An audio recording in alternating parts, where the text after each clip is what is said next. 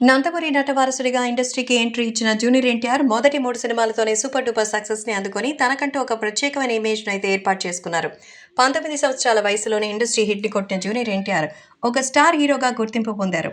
ఇదిలా ఉంటే తనకి 19 సంవత్సరాల వయసులోనే 'సింహాద్రి' లాంటి ఒక బ్లాక్ బస్టర్ సక్సెస్‌ని అందుకున్న ఎన్టీఆర్‌ని చూసి రజనీకాంత్ అప్పట్లో సంచలనమైన కామెంట్‌లయితే చేశారు.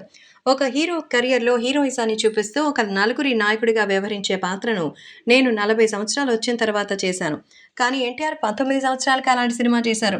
ఇప్పటికి ఎన్టీఆర్ స్టార్ హీరో అయిపోయారు. కానీ తర్వాతొచ్చే సినిమాల్లో తన స్టార్డమ్‌ని ఎలా కంటిన్యూ చేస్తాడనేది తెలియాల్సింది.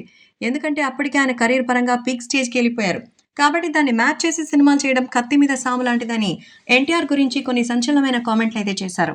ఇక రజనీకాంత్ గారు చెప్పినట్టే 'సింహాద్రి' తర్వాత ఎన్టీఆర్‌కి వరుసగా ఫ్లాప్స్ అయితే వచ్చాయి. ఇక ఆ తర్వాత 1, 2 హిట్‌లొచ్చినా కూడా వరుసగా ఫ్లాప్‌లొచ్చాయి.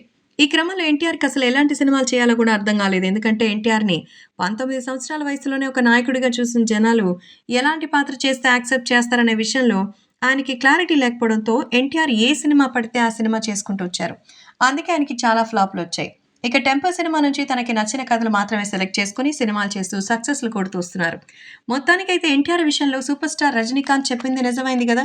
నిజంగానే ఎన్టీఆర్ ఒకానొక దశలో సినిమాల్లో అసలింక సక్సెస్ కాలేరేమో అని అందరూ భయపడిపోయారు. కానీ 'టెంపర్' సినిమాతో ఆయన దశ తిరిగింది. ఎలా చేస్తే జనాలకు నచ్చుతుందో, తనకు సెట్ అవుతుందో తెలుసుకున్నారు. కాబట్టి తన స్టార్డమ్‌ని ఈరోజు కేవలం ఒక స్టార్ నుంచి గ్లోబల్ స్టార్‌కి మార్చుకున్నారు తారక్.